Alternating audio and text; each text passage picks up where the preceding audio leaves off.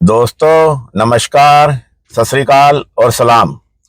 आज मैं आपको एक नए मैनीटर टाइगर की स्टोरी सुनाने जा रहा हूं और यह टाइगर काफी खौफनाक था और इसकी जो पार्टनर थी फीमेल, उसने भी मैन ईटिंग की थी और मेल ने भी, मतलब कि यह एक जोड़ा था टाइगर का जिसने की मैन ईटिंग और मैन किलिंग की घटनाएं की थी। और स्टोरी बताने से पहले आपको मैं उसका सराउंडिंग एरिया बताता हूं और सराउंडिंग एरिया से स्टोरी प्रॉपर ढंग से समझ आती है और स्टोरी में अच्छी तरह से डूबा जा सकता है और प्रॉपरली स्टोरी का एंजॉय किया जा सकता है। यह एक सच्ची स्टोरी है और 1988 की ये स्टोरी है, जिम कॉर्बेट के आसपास की। जब हम रामनगर से चलते हैं मोहान की तरफ तो रास्ते में गर्जिया देवी का टेंपल आता है और जैसे आज कल गर्जिया देवी टेंपल के आसपास रिजॉर्ट हैं और बहुत सारी दुकानें हैं, रेस्टोरेंट है, ऐसा माहौल 1988 में नहीं था वहां पर। मैं 1982 से ही उस इलाके में जाता रहा हूं, कॉर्बेट पार्क में। और ना उस समय फोन होता था दोस्तों, ना टेलीविजन का इतना प्रचार प्रसार था, ना कंप्यूटर का प्रचार प्रसार था। केवल सूचनाओं का जो माध्यम था वो समाचार पत्र होते थे, न्यूज़पेपर या फिर रेडियो, और जो टेलीविजन थे वो शहरों में ही होते थे। तो वो जो गर्जिया देवी का मंदिर है, वहां के जो पुजारी लोग हैं, और वहां पे उस समय भी कुछ दुकानें पूजा पाठ का जो सामान बेचा करते थे। जो भक्त लोग आते थे मंदिर में दर्शन के लिए, वो पूजा का सामान, खील बताशे और हार वगैरह, फूलों के हार या कुछ और सामान भी, जैसे माता की चुनरी होगी, नारियल हो गया, ये सब चीजें वहां पर कुछ एक दुकानें थी। और गर्जिया देवी के जो पुजारी होते थे, वहां के जो कुछ दुकानदार थे, वे लोग, और इसके साथ ही वहां पर जो गर्जिया देवी का मंदिर है उससे कुछ ही दूरी पर एक गाय भैंसों का तबेला था, जिसे खत्ता बोल सकते हैं, जहां पर कि गाय भैंसे लोगों के द्वारा रखी जाती थी और दूध का कारोबार किया जाता था और उन गाय भैंसों को जंगल में चराया जाता था। और आज ये स्थिति वहां पर है या नहीं, इसका मुझे कोई आइडिया नहीं है, लेकिन उस समय वहां पर 4-5 खत्ते थे और उनके मालिक भी और उनके जो देखभाल करने वाले लोग थे वो भी वहां पर रहते थे। और उस जगह का नाम था देवी चोड़। जो देवी चोड़ का जो एरिया था वो गर्जिया मंदिर से ज्यादा दूरी पर नहीं था। और वहीं से एक जो कोसी नदी है उसके ऊपर एक पुल बना हुआ था और उस पुल के ऊपर से होकर के एक जंगली रास्ता, जंगलों में घूमता हुआ, चलता हुआ, ओखलडूंगा गांव हो गया, बेताल घाट हो गया, अमेल हो गया, उस इलाके की तरफ वो निकल जाता था।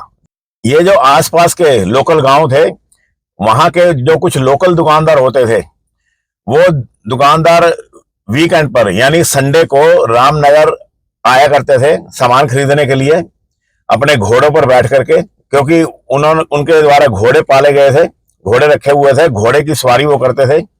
और आज की तरह उनके मोटर गाड़ियां तब नहीं होती थी और घोड़ा अच्छी स्पीड से चलता हुआ सुबह चल करके शाम को वापस अपने गांव में सामान लेकर के चला जाता था। और वह जो दुकानदार थे वो अपनी आजीविका इसी प्रकार चलाते थे। और वो जो देवी चोड़ का खत्ता था जानवरों का, गाय भैंसों का, उसके पास ही एक फॉरेस्ट डिपार्टमेंट की एक चौकी थी। उसको जो फॉरेस्ट डिपार्टमेंट के लोग थे वो चौफूला की चौकी बोलते थे, और उसका वैसे क्या नाम है इसका मुझे कोई आइडिया नहीं है, लेकिन जो लोकल फॉरेस्ट गार्ड थे वो उसको अपनी भाषा में उसको चौफूला की चौकी बोला करते थे। तो यहां से स्टोरी शुरू होती है और मैं अपनी स्टोरी शुरू करता हूं। ये सारा जो एरिया है वो आप अपने जहन में फिट कर लें तो आपको स्टोरी प्रॉपर समझ आएगी। ओखलढूंगा का एक दुकानदार, उसका नाम था गोधन सिंह, और उसने एक घोड़ा रखा हुआ था। उस घोड़े का नाम था लालू, और उस घोड़े के ऊपर वो हर वीकेंड पर यानी हर संडे को रामनगर जाया करता था। वो सुबह ही घर से निकल जाता था 4 बजे और शाम तक रामनगर से सामान खरीद करके अपनी दुकान का, क्योंकि वो किराने की दुकान चलाता था, तो खाने पीने का सामान वो घोड़े पर लाद करके और खुद भी उसके ऊपर बैठ करके वो अपने गांव वापस आ जाया करता था। और ये जो इसकी रूटीन थी जाने की, जो ओखल डूंगा का गांव है उसके बगल में ही एक लोकल देवी का छोटा सा मंदिर है। वहां पर सुबह 4, साढ़े 4, 5 बजे जो आसपास के और गांव के जो दुकानदार होते थे, जैसे 2-3 किलोमीटर कोई और गांव है या 3-4 किलोमीटर कोई और गांव है, उस पर्टिकुलर जगह पर आकर के सुबह 5 बजे इकट्ठे हो जाते थे 4-5 दुकानदार, क्योंकि जंगल का मामला था और ये इकट्ठे होकर के ही सुबह निकलते थे। और जो सुबह का वक्त होता है वो जानवरों के घूमने का वक्त होता है, और जो जंगली रास्ता था जो ओखल डूंगा आमेल गांव वगैरह से होता हुआ जो गर्जिया की तरफ जाता था, और उस रास्ते पर सुबह जानवरों के मिलने की पूरी आशंका होती थी, इसलिए ये लोग इकट्ठे होकर चलते थे। और इकट्ठे होकर के चलने में सफर भी आसानी से बात करते हुए निकल जाता था। तो ये जो बात मैं आपको बता रहा हूं, ये बात है 1 फरवरी 1988 की। 1 फरवरी 1988 को गोधन सिंह अपनी रूटीन की तरह, हर संडे की रूटीन की तरह अपने घोड़े लालू के ऊपर सवार होकर के, और कुछ उसने 2-3 टीन के कनस्तर लिए, कुछ 2-3 उसने बोरे लिए खाली, ताकि उसमें सामान रख करके घोड़े के ऊपर रख करके वो ला सके। और वो उस लोकल जो देवी का मंदिर था वहां पर जाकर के वो खड़ा हो गया, इंतजार करने लगा अपने साथी लोगों की, ताकि आसपास के गांव के 2-3 और साथी लोग आए और इकट्ठे होकर के वो रामनगर की तरफ जाएं। तो करीब आधा पौना घंटा वेट करने तक भी कोई नहीं आया उस दिन। और आज की तरह उस समय कोई फोन तो होता नहीं था कि वो फोन करे और पूछ ले भाई आप लोग आ रहे हो नहीं आ रहे हो, क्या प्लान है। तो आधा पौना घंटा वेट करने के बाद में उसने और इंतजार करना उचित नहीं समझा और वो अकेला ही वहां से रामनगर की तरफ निकल पड़ा। इससे पहले भी जो गोधन सिंह था वो कई बार अकेला रामनगर की तरफ गया था, ये उसके लिए कोई नई बात नहीं थी। उसका जन्म ही ओखल डूंगा में हुआ था। ये वही ओखल डूंगा का गांव है जिसके बारे में मैंने ओखल डूंगा मैन ईटर के नाम से एक स्टोरी डाली हुई है। और ये जो ओखल डूंगा का मैन ईटर हुआ था जिसकी स्टोरी मैंने डाली हुई है, वो इसी साल में यानी 2025 के जनवरी के महीने में ही वहां पर एक टाइगर मैन ईटर हुआ था और उसने एक इंसान को मार कर खाया था, और उसकी स्टोरी मैंने डाली हुई है। अगर आप मेरी प्लेलिस्ट में जाओगे तो वो स्टोरी भी आपको मिल जाएगी। बहरहाल वो जो गोधन सिंह था वो अकेला निकल पड़ा अपने घोड़े लालू के ऊपर बैठ करके, और जो घोड़ा था वो अपनी मध्यम चाल में चल रहा था। दोस्तों ये जो घोड़ा होता है इसकी 3 चालें होती हैं। एक तो इसकी एक चाल होती है नॉर्मल, जिसे वाक बोलते हैं, यानी उसका चलना। इसमें घोड़े की जो स्पीड होती है वो 3-4 से लेकर के 5-6 किलोमीटर प्रति घंटे की इसकी स्पीड होती है।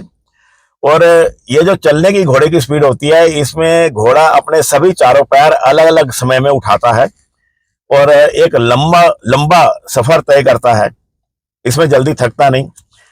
और इसके बाद घोड़े की एक और चाल होती है, उसको हम मध्यम चाल कह सकते हैं, और इंग्लिश में उसको ट्रॉट बोलते हैं, TROT ट्रॉट। और इसमें जो घोड़ा है एक अगली टांग और एक पिछली टांग एक ही समय में उठाता है। और जो मध्यम चाल होती है घोड़े की, जो ट्रोट की स्पीड होती है वो 15 किलोमीटर के आसपास की, उसकी 10-12-15 किलोमीटर की स्पीड होती है। और इस मध्यम स्पीड में भी घोड़ा 2-3 घंटे तक लगातार 4 घंटे तक चल सकता है, थकता नहीं। इसके बाद घोड़े की एक और स्पीड आती है, वो होती है उसकी सरपट स्पीड। हिंदी में सरपट बोलते हैं और इंग्लिश में बोलते हैं गैलप। और जो मध्यम स्पीड होती है घोड़े की उसको दुल की चाल भी बोला जाता है। और ये जो तीसरी स्पीड होती है, ये जो स्पीड होती है घोड़े की, ये 65 से 70-75 किलोमीटर प्रति घंटे की होती है। और इसको मेंटेन कर सकता है घोड़ा 10-15 मिनट तक, आधे घंटे तक, डिपेंड है घोड़े की शक्ति के ऊपर। ये मैं आपको इसलिए बता रहा हूं कि ये स्टोरी घोड़े की चाल के साथ भी जुड़ी हुई है, और यह भी एक नॉलेज की बात है। जिनको पता है उनके लिए तो सही है, जिनको नहीं पता उनके लिए एक नॉलेज की चीज है ये। बहरहाल जो गोधन सिंह था वो घोड़े के ऊपर बैठा दुल की चाल से, मतलब मध्यम चाल से अपना सफर तय कर रहा था। जंगली रास्ता था, सुबह का वक्त था, सर्दियों के दिन थे, फरवरी का महीना, 1 तारीख 1988 का दिन। और हल्का हल्का कोहरा छाया हुआ था और जो जंगल की सड़क थी वो विधवा की सूनी मांग की तरह बिल्कुल सूनी पड़ी हुई थी। कोई भी जानवर किसी तरह का कभी कोई नजर नहीं आ रहा था। केवल कोई वन मुर्ग यानी जंगली मुर्गी सड़क को पार करती हुई दिख जाती थी और सारी सड़क सूनी पड़ी हुई थी, लेकिन जंगल दोनों तरफ असाधारण रूप से घना था। और इसी तरह से जो गोधन सिंह था वो रास्ता तय करता हुआ आगे बढ़ा। और जब चोफुला की चौकी आती है, यानी वो जो देवी चोड़ का जो खत्ता है, डंगरों का जो बस्ती है पुजारियों की, वो वाला मंदिर जो कि मैंने आपको बताया गर्जिया देवी का मंदिर, उसके उनके पुजारियों की बस्ती और जो डंगर बच्चे जो गाय भैंस पाले हुए थे उनके जो पालन वाले लोग थे वो उस देवी चोड़ में रहते थे। वो देवी चोड़ और चोफुला की चौकी केवल महज 1 किलोमीटर के आसपास ही दूर रह गई थी। और उससे पहले एक सूखा नाला आता था। सूखा नाले का मतलब उस नाले का नाम ही सूखा नाला था। हल्की सी ढलान थी उस नाले में उतरने के लिए। और उस ढलान के पास जब गोधन सिंह पहुंचा तो उस ढलान से करीब 100-125 गज की दूरी पर, करीब 200-250 कदम समझ लो इंसान के, वहां एक जामुन का पेड़ था और उस पेड़ के ऊपर लंगूर बैठे हुए थे और लंगूर बेतहाशा बोल रहे थे। और लंगूरों के बोलने की आवाज गोधन सिंह को सुनाई पड़ी और गोधन सिंह समझ गए कि कहीं आसपास या तो शेर होगा या फिर कोई लेपर्ड होगा, लेकिन नजर उसको कुछ नहीं आ रहा था।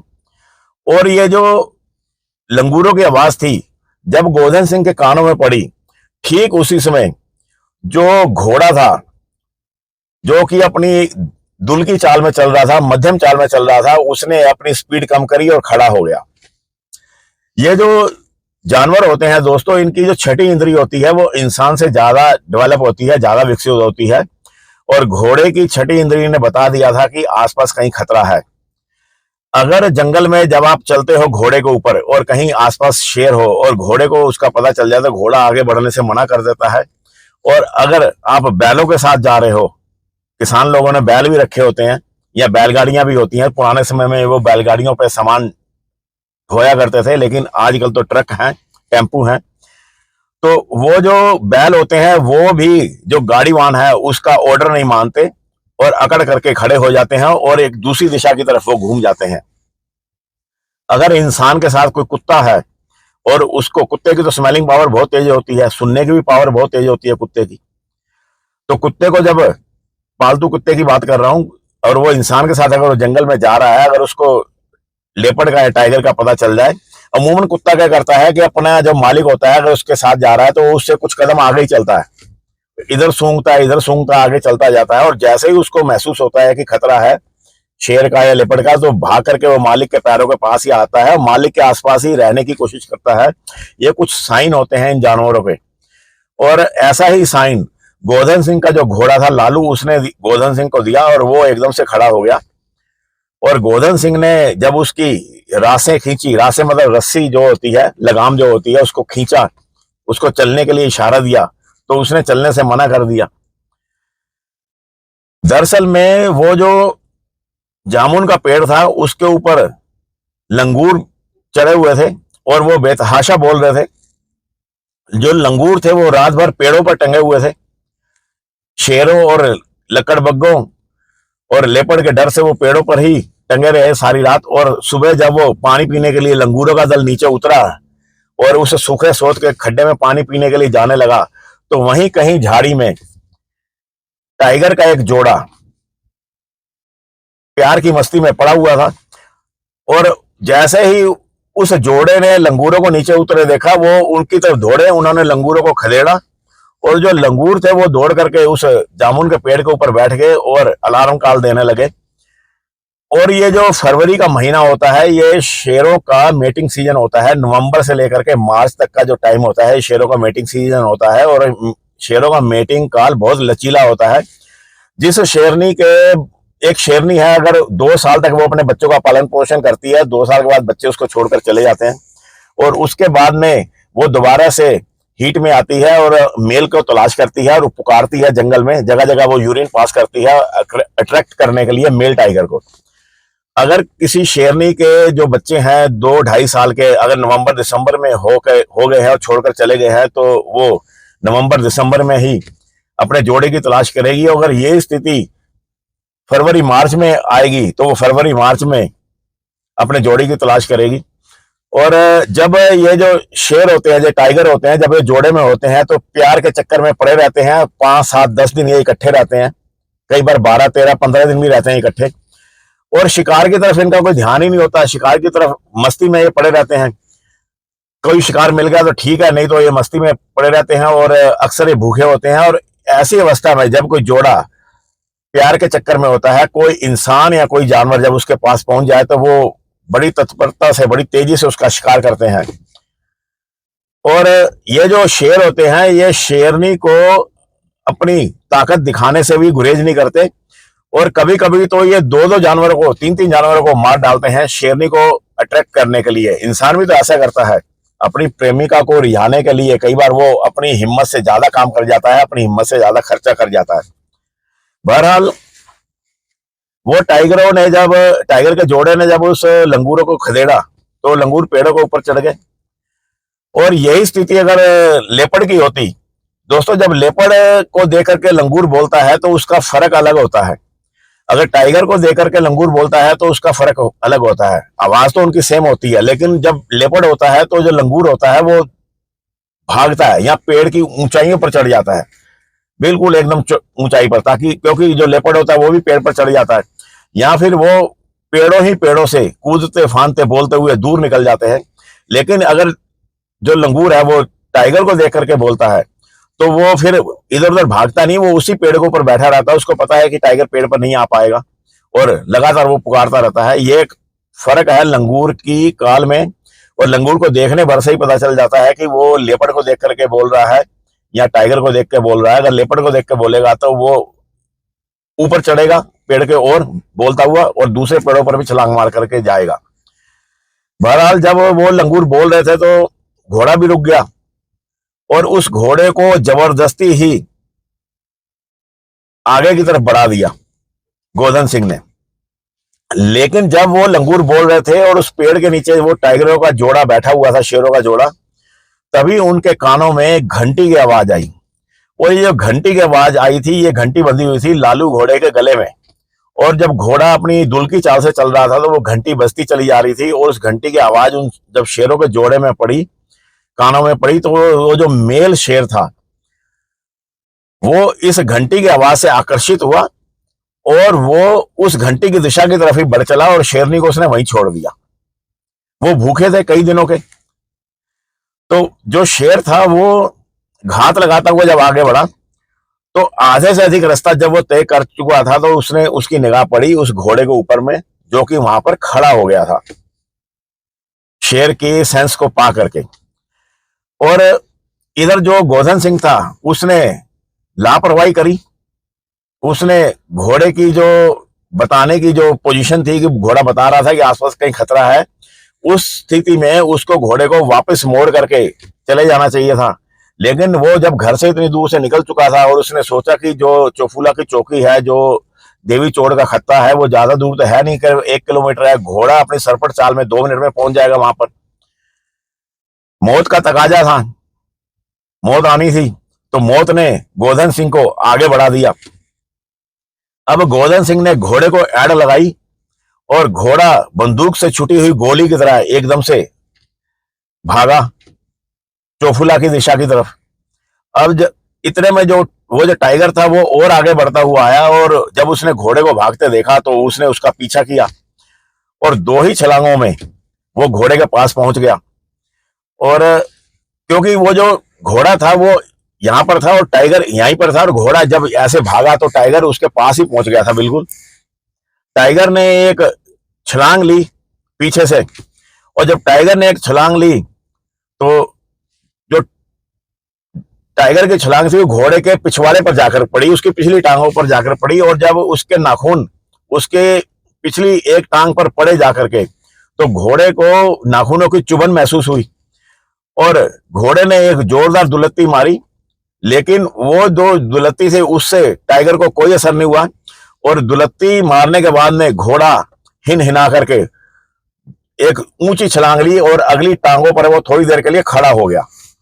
और घोड़े के इस प्रकार पहले तो उसने पीछे को दुलत्ती मारी और उसके बाद वो अगली टांगों पर खड़ा हो गया एकदम से रुक करके। और जो गोधन सिंह था वो अपना बैलेंस नहीं बना पाया, जबकि वो एक बढ़िया घुड़सवार था, उसका अपना घोड़ा था, रोज घोड़े पर बैठ करके चलता था वो। और वो गोधन सिंह उस घोड़े के ऊपर से नीचे गिर गया और बिल्कुल शेर के मुंह के आगे ही गिर गया। और एक सेकंड के लिए जो वो शेर था वो तो हक्का बक्का हो गया, वो तो पकड़ना चाहता था घोड़े को, लेकिन ये क्या चीज गिर गई है। पहले तो शेर समझ ही नहीं पाया ये क्या है, और गोधन सिंह को भी समझ में नहीं आया। वो भी एकदम से जब नीचे गिरा, जैसे ही गोधन सिंह उठा, अभी वो उठ भी नहीं पाया था, तो उसने अपने बिल्कुल मुंह के सामने ही शेर को देखा। इससे पहले कि गोधन सिंह कुछ कर पाता, शेर ने डिसीजन लिया और गोधन सिंह को तुरंत गर्दन से पकड़ा और घसीट करके वो उसी शेरनी की तरफ उसको ले गया, जहां पर वो शेरनी जामुन के पेड़ के नीचे बैठी हुई थी। ऊपर लंगूर तब भी चला रहे थे और गोधन सिंह को मार करके शेर शेरनी के लिए ले गया। जब वो शेर गोधन सिंह को मार करके उसकी बॉडी को लेकर के उस शेरनी की तरफ घसीट करके गया, तो रास्ते में गोधन सिंह के कपड़े उतरते चले गए थे, क्योंकि जब गर्दन से पकड़ के वो जो मेल टाइगर था वो उसको घसीट रहा था, तो उस शेप में एक सिलेंडर की बॉडी बन जाती है, एक लंबी बॉडी हो जाती है और कपड़े उतरते चले जाते हैं। अगर टांग से पकड़ शेर खींचेगा तो दूसरी टांग ऐसे फैल जाएगी, तो इसलिए अमूमन जो शेर होते हैं वो गर्दन से पकड़कर ही अपने शिकार को खींचते हैं। उससे बॉडी एक लंबे शेप में आ जाती है और कहीं पेड़ों में झाड़ियों में फंसती नहीं और निकलती चली जाती है, आगे चली जाती है आराम से। तो वो जो शेर जब वहां पे पहुंचा तो शेरनी शिकार के रूप में इंसान को देख करके हैरान होगी, उसको उम्मीद ही नहीं थी। और जब शेरनी ने उस गोधन सिंह की बॉडी को देखा तो वो उठ करके कुछ कदम दूर जाकर के बैठ गई, क्योंकि वो शेरनी आदमखोर तो थी नहीं और जो वो शेर था वो भी आदमखोर नहीं था, वो भी उसका एक पहला शिकार था। और धोखे से ही जो शेर था वो गोधन सिंह को मार लाया था, क्योंकि गोधन सिंह शेर के सामने ही गिर गया था। शेर तो शिकार करने गया था घोड़े का और शेर ने भी उसकी बॉडी को वहीं छोड़ दिया और उसकी बॉडी से दूर बैठ गया और उन्होंने तुरंत उसकी बॉडी को नहीं खाया। उधर दूसरी तरफ जो घोड़ा था वो चेतक की चाल से सरपट भागता हुआ चौफुला चौकी की तरफ गया और चौफुला चौकी पर जाकर के वो चौकी के अंदर चला गया। और उस चौकी पे उस समय 2 जनों की ड्यूटी थी और ये 2 जने थे, एक तोमर और एक गोविंद। और इनके पास 12 बोर की एक राइफल थी, एक साइकिल थी और दोनों की ड्यूटी भी थी उस चौफुला चौकी पर। और जब घोड़ा वहां पर पहुंचा तो वो पैर पटकने लगा, हिन हिनाने लगा और सुबह का वक्त था, हल्का हल्का अंधेरा था, 7 बजे का समय था, फरवरी का महीना था। तो जब घोड़ा बार बार पैर पटकता था अगले और उनको कुछ कहना चाह रहा था, तो वो जो गोविंद था और तोमर था उनको ये तो पहचान में आ गया था कि ये तो लालू है और ये गोधन सिंह का घोड़ा है, क्योंकि गोधन सिंह हर रविवार को, हर संडे को आते थे और चौफुला चौकी होकर के जाते थे, मिलकर जाते थे और उनकी ड्यूटी भी वहीं होती थी। तो वो हैरान थे कि आज घोड़ा अकेला आया है और इसका सवार जो गोधन सिंह है वो कहाँ रह गया, वो क्यों नहीं आया साथ में। तो उन्होंने सोचा कि होगा गोधन सिंह पीछे कहीं आता होगा पैदल, तो उन्होंने घोड़े को पकड़ करके रस्सी उसकी जो गले में थी उसको पकड़ कर जब वो बांधने लगे तो तब उनका ध्यान पड़ा कि घोड़े की जो पिछली टांग है उस पर एक लंबा कट लगा हुआ है, उसमें से खून भी बह रहा है। और उसको देखते ही उनको समझते देर नहीं लगी कि इस घोड़े के ऊपर या तो टाइगर का अटैक हो गया है या फिर लेपर्ड का अटैक हो गया है। और इतने बड़े घोड़े पर वैसे अमूमन लेपर्ड अटैक नहीं करता और टाइगर ही अटैक करता है। तो उन्होंने अपनी साइकिल उठाई, दुनाली राइफल उठाई उन दोनों ने और घोड़े को वहीं बंधा हुआ छोड़ करके चौकी से वो पीछे की तरफ जिधर से घोड़ा आया था उधर तलाश करने के लिए निकल गए। करीब आधा पौना किलोमीटर जाने पर उन्हें गोधन सिंह की टोपी पड़ी हुई मिली, हैट, और रास्ते पर ही, और खून के कुछ उन्हें बूंदे भी नजर आई, और थोड़ी दूर पर उन्हें उसकी कमीज भी नजर आ रही थी, और कुछ कनस्तर भी गिरे हुए थे, घोड़े के ऊपर से गिर गए थे जब घोड़ा उछला था। तो उनको जो आशंका थी वो यकीन में बदल गई कि गोवर्धन सिंह के साथ कुछ ना कुछ गलत हो गया है, और वहां पर उन्हें शेर के पंजों के कुछ निशान भी नजर आए थे, और उन्होंने उसका पीछा करने की कोई कोशिश नहीं की, क्योंकि वो दो जने थे, और अगर शेर ने गोवर्धन सिंह को मारा है तो वो जरूर पलट कर अटैक कर सकता है। अगर जो खोजने के लिए जाएंगे तो ये वापस पलट आए, वापस आकर के चोफुला की चौकी पर आकर के वहां से साइकिल पकड़ करके जो गोविंद थे उन्होंने जो रामनगर जो फॉरेस्ट डिवीजन था वहां जाकर के सूचना दी कि ऐसे ऐसे घटना हो गई है, एक सवार मारा गया है गोवर्धन सिंह और उसका घोड़ा आया है। और फॉरेस्ट डिपार्टमेंट की पूरी टीम आई जीप के साथ में, और उसके बाद में उस फॉरेस्ट डिपार्टमेंट की जो टीम आई थी तहकीकात के लिए, इस सारे काम में शाम के करीब करीब 4 बज गए थे। और उस टीम में जो असिस्टेंट फील्ड डायरेक्टर थे खुशहाल सिंह वो आए, और साथ में एक फॉरेस्ट गार्ड राम नरेश आए, और ठाकुर दत्त जोशी आए अपनी 315 बोर की राइफल के साथ। राम नरेश के पास 12 बोर की राइफल थी, और इसके अलावा जो गोविंद था जो चोफुला चौकी में जिनकी ड्यूटी थी वो भी 12 बोर की राइफल के साथ में, और देवी चोड़ के बंदे थे वो आए जिन्होंने डंगर पाल रखे थे। और इसके अलावा कुछ फॉरेस्ट के और पर्सन थे, 20-25 जनों की एक खोजी दल बना। और जब वो खोजी दल वहां पर पहुंचा तो उन्होंने देखा कि वहां पर उसकी टोपी भी पड़ी है, वो उन्होंने बरामद करी। शेर के पंजों के निशान पड़े हुए थे, वहां पर खून भी पड़ा हुआ था, लेकिन खून कोई बहुत ज्यादा नहीं था। और थोड़ा आगे जाने पर उन्हें उसकी कमीज भी मिली, और जो जामुन का पेड़ था वो उस दिशा की तरफ वो घिसटन के निशान जा रहे थे। तो जब वो थोड़ा आगे बढ़े और तो उन्हें उसकी पैंट भी मिली गोवर्धन सिंह की। और इस सारे काम में शाम के 6-6:30 बज गए थे, और शाम को रात हो चली थी शाम के बाद में। और रात के समय में जंगल के अंदर शेर को ढूंढना बहुत ही मुश्किल काम था, खतरनाक काम था। तो उन्होंने अगले दिन पर इस प्रोग्राम को छोड़ दिया, क्योंकि उनके पास लाइटों की भी कोई प्रॉपर व्यवस्था नहीं थी। तो वे लोग वापस आ गए, और उन्होंने सोचा कि अब सुबह इस अभियान को शुरू किया जाएगा। और वे सभी चोफुला चौकी पर आ गई ये टीम। गांव वाले तो अपने घरों में चले गए, और जो फॉरेस्ट डिपार्टमेंट के 7-8 लोग थे, 10 लोग, वो चोफुला चौकी पर ही रुके, और सारी रात उन्होंने वहां पर काटी आग जला करके, क्योंकि ठंड का टाइम था। और जैसे ही सुबह के 6 बजे, 6-6:30 बजे वो टीम तुरंत निकल पड़ी वहां से। कुल 20 जनों की एक टीम चोफुला चौकी से सुबह 6 बजे निकली, और सबसे आगे चल रहे थे ठाकुर दत्त जोशी। उनके हाथ में 315 बोर की राइफल थी, जिसमें कि 5 कारतूसों की एक मैगजीन लगी हुई थी। और ठाकुर दत्त जोशी के पीछे एक गार्ड था, उसके पास 12 बोर की राइफल थी। उसके बीच में 17-18 जनों की एक और लोगों की टोली थी, उनके किसी के पास डंडे थे, किसी के पास कुल्हाड़ियां थी। और उसके पीछे 2 और फॉरेस्ट गार्ड थे, उनके पास 12 बोर की राइफलें थी, क्योंकि पीछे वालों को सबसे ज्यादा खतरा था। और जो सबसे पीछे फॉरेस्ट गार्ड चल रहा था वो बार बार पीछे की तरफ देखता जाता था। और इस प्रकार ये सर्च पार्टी आगे बढ़ती जा रही थी। ठाकुर दत्त जोशी को एक बास्केट मिली और एक बैग मिला, जो कि गोवर्धन सिंह ने अपनी पीठ पर बांधा हुआ था। और थोड़ा और आगे जाने पर नाले के किनारे किनारे, सूखा सोत के नाले के किनारे किनारे वे लोग जा रहे थे। कुछ कदम आगे जाने पर एक और छोटा सा सूखा नाला उस सूखा सोत के नाले में आकर के मिल रहा था। जब वो उस संगम पर पहुंचे, उस नाले के संगम पर पहुंचे, तो उसके किनारे ही वो जामुन का पेड़ था।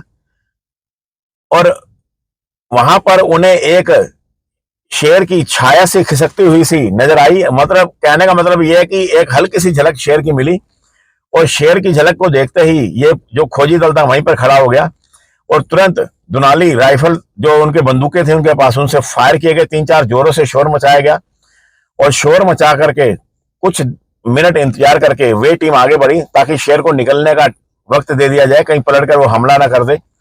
जब वे आगे बढ़े तो वहां पर उन्हें गोधन सिंह की आधी खाई बॉडी मिल गई। नीचे की उसका हिस्सा था, इंस्टा साइन पड़ी हुई थी वहां पर, और जो इंस्टा साइन गोधन सिंह की पड़ी हुई थी वो एक लंबाई में पड़ी हुई थी, रस्सी की तरह पड़ी हुई थी, और एक उसकी पैर का पंजा पड़ा हुआ था, और टांग की हड्डियां पड़ी हुई थी, और ऊपर का जो धड़ था वो उन्हें नहीं मिला, आधा ही हिस्सा मिला। और अपने साथ लाई साफ चादर में उन्होंने उसके जो रिमेन थे, बचे हुए जो हड्डियां थी या पैर का पंजा था, उसको इकट्ठा किया और उसको उसमें डाला। और थोड़ा आगे जाने पर, क्योंकि वो जो रस्सी की तरह चल रही थी, वो जो पड़ी हुई थी इंस्टास्टाइन, उसको दिशा की तरफ वो बढ़े, और वहां आगे जाने पर, कुछ कदम जाने पर, करीब 20 कदम की दूरी पर उन्हें गोधन सिंह का सिर मिला, और उस जो शोल्डर था उसकी हड्डी मिली, और हाथ के उंगलियां मिली थोड़ी सी पड़ी हुई, और बाकी ज्यादा कुछ नहीं मिला, सिर्फ रिब्स मिली, रिब्स की हड्डियां मिली। और इस प्रकार गोधन सिंह की 70% बॉडी को खा लिया गया था। और जो पैरों के निशान बता रहे थे, शेर के जो पैरों के निशान बता रहे थे, उससे साफ पता चल रहा था कि ये शेरों का जोड़ा था। शेरों ने जो गोधन सिंह की बॉडी के 2 टुकड़े करे बाद में, और एक टुकड़े को शेरनी ने खाया और एक टुकड़े को शेर ने खाया, और इस प्रकार एक मैन ईटर जोड़े की शुरुआत हो गई यहां से।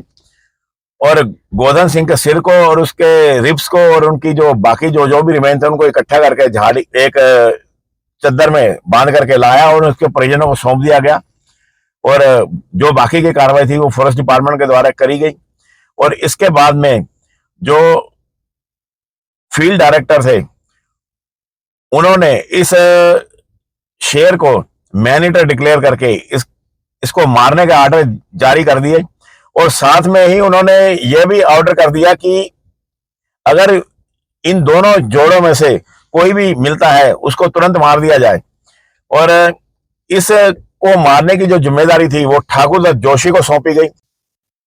2 फरवरी 1988 को जो देवी चोड़ का गांव है, जहां पर कि गाय भैंसों के जो तबेले थे, वहां का एक निवासी था झुंवर सिंह। यानी 1 फरवरी को तो गोधन सिंह को इस टाइगर ने मारा था, और उसके अगले दिन ही वो अपनी भैंसों को जंगल में चराने गया, लेकिन वो ज्यादा आगे नहीं गया। देवी चोड़ के आसपास के जंगल में ही वो अपनी 15-20 भैंसों को चराने लगा, और भैंसों ने अचानक भगदड़ मच गई, और भैंसे अपने खत्ते की तरफ, अपने जो बाड़ा है उसकी तरफ जोरों से भागी। और इससे पहले कि झुंवर सिंह कुछ समझ पाता, उसने देखा कि एक टाइगर जंगल में से निकलकर और हमलावर हो रहा है। और अपनी जान बचाने के लिए जो झुंवर सिंह था वो भागा नहीं, उसके हाथ में एक पाटल था, और उस पाटल एक तरह का हथियार होता है, पाटल था, और पाटल को हवा में लहरा करके उसने उस शेर का मुकाबला किया, और साथ में वो उल्टे पैर वापस भी आता जा रहा था। और उसका जो देवी चोड़ जो उसका रेजिडेंस था वो ज्यादा दूर नहीं था, केवल कुछ 100 मीटर की दूरी पर ही था। और वो जो शेर था उसकी हिम्मत जवाब दे गई, क्योंकि उसका पूरी तरह से उसने मुकाबला किया और शेर आगे नहीं बढ़ पाया, और जोरों से वो चिल्ला भी रहा था झुंवर सिंह, लेकिन शेर ने उसका पीछा नहीं छोड़ा। जब झुंवर सिंह अपने खत्ते की तरफ बढ़ा, अपने घर की तरफ गया तो वो शेर भी पीछे पीछे आया और एक झाड़ी में छिप गया। थोड़ी देर बाद, आधे पौने घंटे के बाद में, देवी चोड़ की ही एक औरत जिसका नाम हंसुली देवी था, वो किसी काम से बाहर निकली, और वो जो टाइगर था छिपा बैठा था, जो कि झुंवर सिंह को मारने के लिए आया था और झुंवर सिंह बच गया था, वो हंसुली देवी को उठा करके ले गया देवी चोड़ के पास से ही। और इस प्रकार इस टाइगर के द्वारा ये दूसरा मानव शिकार किया गया, और उसको ले जाकर के वो उसी शेरनी के पास ले गया आगे। हो सकता है वो शेरनी भी शायद उस शेर के साथ ही कहीं पीछे छिपी पड़ी होगी, और उन दोनों ने मिलकर उस दूसरे शिकार को भी खाया, हंसुली देवी को। और इसी बीच फॉरेस्ट डिपार्टमेंट को इस दूसरे घटना की भी जानकारी हुई, और हंसुली देवी की आधी खाई बॉडी को बरामद किया गया। इस प्रकार 2 दिन के अंदर इस शेरों के जोड़े ने 2 इंसानों को मारकर खा लिया था, और बड़ी तेजी से इस मैनेटर टाइगर का शिकार करने की कार्रवाई शुरू कर दी गई। अगले दिन ठाकुर दत्त जोशी खुशहाल सिंह के साथ और गार्ड नरेश के साथ वह एक अन्य गार्ड के साथ उस सूखा सोत में पहुंचे और जामुन के उसी पेड़ पर उन्होंने मचान बांधा जहां पर की लंगूर बोल रहे थे, जिसके नीचे शेरनी बैठी हुई थी। उस मचान से 50-60 फीट की दूरी पर एक पाड़ा बांधा गया। पाड़ा मतलब भैंस का बच्चा। मचान बांधने के लिए 10-12 जनों की एक टीम आई थी। जोशी व दूसरे शिकारी 4 बजे शाम को मचान पर जाकर के बैठ गए और 10-12 बंदों की ये जो पार्टी थी, ये पाड़े को बांध करके वापस लौट पड़ी। और जब ये पार्टी वापस जा रही थी तो पाड़ा बोलने लगा और जैसे वो कह रहा हो कि मुझे इस जंगल में छोड़ करके तुम लोग अकेले ऐसे क्यों चले गए हो। और वो रस्सा तुड़ाने की कोशिश करने लगा और रस्सा तुड़ा करके उसी दिशा की तरफ भागने की कोशिश कर रहा था जिस दिशा की तरफ वो 10-12 जनों की पार्टी गई थी। फरवरी का सूरज डूबने जा रहा था और 400 मीटर की दूरी पर शेर की एक झलक आधे घंटे के बाद में जो जोशी थे उन्होंने देखी। और जो शेर था उसने जब पाड़े को देखा, पाड़े की आवाज सुनी उसने, देखो कि पाड़ा जब पुकार रहा था, जब वो लोग उसको बांध कर गए थे, तो वो जो पाड़ा जब बोल रहा था तो शेर कहीं 400-500 गज के दायरे में ही होगा वहां पर। और वो उसकी आवाज की तरफ आकर्षित हुआ और जब उसने देखा कि लोग बाग चले गए हैं तो वो पाड़े की दिशा की तरफ बढ़ा और 5 मिनट तक जो पाड़ा था वो बोलता रहा। और उसके बाद में उसके खाने के लिए कुछ घास वास भी रख गए थे वे लोग, और जो पाड़ा था वो घास खाने लग गया। पाड़ा रस्सी से बंधा हुआ था, लेकिन शेर को ये थोड़ा मालूम था कि पाड़ा रस्सी से बंधा हुआ है। उसने सोचा कि ये भैंसों का जो बच्चा है वो छूट गया है पीछे, क्योंकि अक्सर जो भैंसें थी देवी चोड़ की वो उस जंगल के आसपास चरने आया करती थी। तो जो शेर था वो उन भैंसों का देखने का यूज टू था। अब उसको कोई जल्दबाजी नहीं थी उस पाड़े को पकड़ने की। तो सबसे पहले तो वो धीरे धीरे उस पाड़े की दिशा की तरफ बढ़ा जैसे कि वो एक आम शिकार का पीछा करता है शेर। और शेर रेंग करके झाड़ियों की, पेड़ों की ओट लेकर के आगे बढ़ रहा था। उसे ये नहीं मालूम था कि पाड़ा रस्सी से बंधा हुआ है। और जो पाड़ा बैठा जुगाली कर रहा था वो अचानक खड़ा हो गया और शेर उससे 25 गज की दूरी पर दोबारा जमीन से पूरा चिपक गया। जब शेर ने देखा कि पाड़ा खड़ा हो गया है तो वो दोबारा जमीन से पूरा चिपक गया। शिकारी की जो आंखें थी वो शेर को 20 फीट के ऊपर से देख रही थी और शेर उनको साफ नजर आ रहा था झाड़ी में छिपा हुआ। लेकिन पाड़े को तो शेर नजर नहीं आ रहा था। पाड़े को केवल शेर का एक एहसास था, या उसको स्मेल आ गई होगी या उसको आवाज सुनाई देगी होगी, जो भी है पाड़े की छठी इंद्री ने उसको खतरे का एहसास करा दिया था। और पाड़ा उसी दिशा की तरफ देखने लगा जिस दिशा की तरफ शेर था और शेर वहीं जमीन पर पूरा चिपक गया। उसके बाद शेर फिर आगे बढ़ा। जब शेर कुछ आगे बढ़ा तो 15-20 गज आगे बढ़ने पर शेर ने एक उछाल मारी और पाड़े की गर्दन जा पकड़ी। पाड़े ने उस अंतिम क्षण में उस शेर से बचने की पूरी कोशिश की, 2-4 क्षण तक उसका सामना भी किया। लेकिन जब वनराज ने पाड़े की गर्दन ही पकड़ ली तो देखते ही देखते पाड़ा धराशायी हो गया, निष्प्राण हो गया। और जब ये कश्मकश पाड़े के अंदर और उस शेर के अंदर चल रही थी तो जो जोशी बैठे हुए थे पेड़ के ऊपर वो प्रॉपर निशाना नहीं ले पा रहे थे, क्योंकि जो शेर था वो एक जगह शांत होकर के नहीं बैठा था, उनमें संघर्ष चल रहा था। तो शेर हिल रहा था, पाड़ा भी अपनी जान बचाने के लिए हिल रहा था।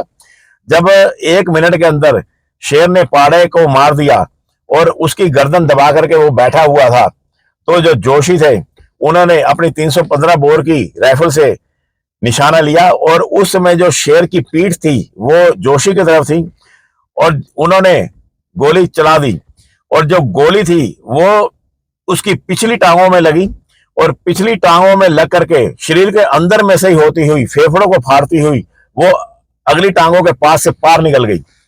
और एक गोली खाते ही जो शेर था वो जोरों से उस गुर्राया और गुर्रा करके उसने पाड़े को छोड़ा और हवा में 10-12 फीट सीधा ही ऊपर एक स्प्रिंग की तरह वो उछल गया और हवा में उसने एक गोल घेरा काटा, हवा में गोल घूमा जैसे वो अपने पिछवाड़े को मुंह से पकड़ने की कोशिश कर रहा हो और फिर धड़ाम से जमीन पर गिर गया और नीचे गिरते ही वो एकदम शांत हो गया, निष्प्राण हो गया और एक ही गोली ने उस शेर का काम तमाम कर दिया। लेकिन फिर भी सेफ्टी के लिए जो ठाकुर जोशी थे वो उस मचान पर 10-15 मिनट बैठे रहे और 10-15 मिनट के बाद में उन्होंने हवा में 2 गोलियां छोड़ी। ये एक संकेत था बुलाने के लिए फॉरेस्ट की टीम को कि शेर मार दिया गया है। फॉरेस्ट की टीम को क्या पता कि निशाना चूक गया है या नहीं चूक गया है, क्योंकि पहली गोली की आवाज तो उन्होंने सुन ली थी। हो सकता है पहली गोली में शेर ना मारा गया हो, निशाना चूक गया हो और अगर वो जाएंगे तो शेर के द्वारा मारे जा सकते हैं। इसलिए उन्होंने 2 गोलियां लगातार जो चलाई तो वो एक संकेत था उनको बुलाने का। फॉरेस्ट की टीम आई और जब फॉरेस्ट की टीम आई तो वो जो ठाकुर जोशी थे वो भी नीचे उतरे और शेर की तरफ बढ़े और शेर के पास पहुंचकर 10-12 गज पहुंच करके उन्होंने एक और गोली जो दुनाली से थी वो उससे सेफ्टी के लिए शेर पर मारी। लेकिन शेर तो कब का मर चुका था और उसके बाद में शेर को लाया गया चौफुला चौकी की तरफ और चौफुला चौकी में शेर को 10-15 मिनट रख करके फिर एक जीप पर लाद करके उसको रामनगर ले जाया गया और उसका पोस्टमार्टम किया गया। वो एक नर शेर था जिसकी उम्र करीब 8 साल के आसपास थी। पूरा स्वस्थ शेर था, उसके पंजे उसके दांत सब पूरे सही सलामत थे और उसने गोवर्धन सिंह को केवल इसलिए मारा था कि वो कई दिन का भूखा था और प्यार के चक्कर में, जैसे कि मैंने आपको पहले भी बताया कि ये शेर पड़े रहते हैं और भूखे रहते हैं और इस प्रकार इस मैन ईटर जोड़े में से एक मेल शेर मारा गया था और उस जो दूसरी शेरनी थी मैन ईटर, हालांकि उसने किसी भी अभी तक जो इंसान था उसको नहीं मारा था, ना उसने खुशहाल सिंह, ना उसने गोवर्धन सिंह को मारा था, ना उसने हंसली देवी को मारा था, केवल उसने खाया भर था। इसलिए उसको अभयदान दे दिया गया, उस शेरनी को मारा नहीं गया और फॉरेस्ट डिपार्टमेंट के द्वारा यह सोचा गया कि अगर ये कोई मारने की कार्रवाई करती है ये शेरनी तो फिर इसको भी मार दिया जाएगा, नहीं तो इसको अभी छोड़ दिया जाए। और इस प्रकार यह जो मेल टाइगर था ये मारा गया। इसके मारने के 2 महीने के बाद में उस एरिया में बिल्कुल शांति रही, किसी तरह की कोई घटनाएं नहीं हुई।